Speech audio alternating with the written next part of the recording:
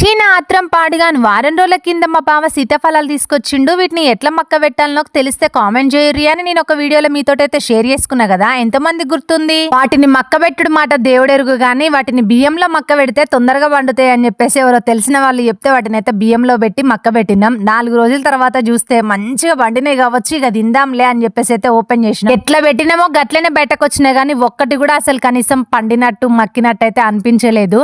అసలు ఇవి పండుతాయా లేదా అన్న డౌట్ కూడా మాకు గట్టిగానే వచ్చినాయి. అసలు నాకు ఆ డౌట్ ఎందుకు వచ్చిందో మీకైతే క్లారిఫై చేయాలి కదా. నేను ఉన్నదే అందుకు కదా.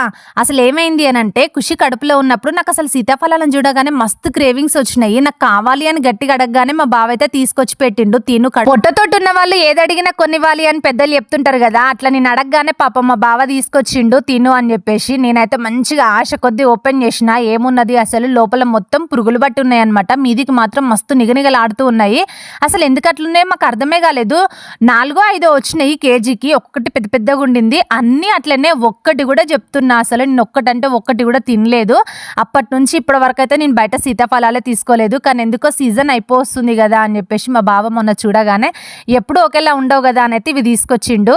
పండుతాయో అని డౌట్ కొద్దే ఉన్నాం కానీ మొత్తానికైతే మళ్ళీ ఒక 2 days తర్వాత అవి కూడా మిగతాయన్నీ పండిపోయినాయి అనమాట. భలే స్వీట్ ఉన్నాయి. అసలు ఎప్పుడు మోసపోం కదా, ఎప్పుడో ఒకసారి అవుతుంది కానీ ఊకే ప్రతిసారి కాదు కదా అని చెప్పేసి అయితే అనుకున్నాం. కానీ మొత్తానికి అయితే సీతాఫలాలు అయితే మంచిగా పండినాయి అబ్బా. అయినా మనాత్రానికి అవి పండుతాయా? అవి పండాలనుకున్నప్పుడు మాత్రమే పండినాయి.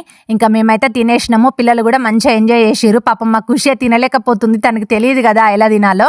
ఇంకా మీరు సీతాఫలాలు తిన్నారా? ఈ సీజనల్ ఫ్రూట్ అయితే తప్పకుండా ఏ సీజన్ లో వచ్చే ఫ్రూట్ అప్పుడు ఎంజాయ్ చేయాలి. ఈ వీడియో అయితే ఇంతే. వీడియో నచ్చితే లైక్ చేయండి, షేర్ చేయండి, ఛానల్ ని సబ్స్క్రైబ్ చేసుకొని సపోర్ట్ అయితే ఇవ్వండి. మీరు ఇచ్చే కామెంట్ ఎంతో వాల్యుబుల్. మీరు ఇచ్చే లైక్ కూడా ఎక్కువ మందికి అయితే రీచ్ అవుతుంది. Thank you so much.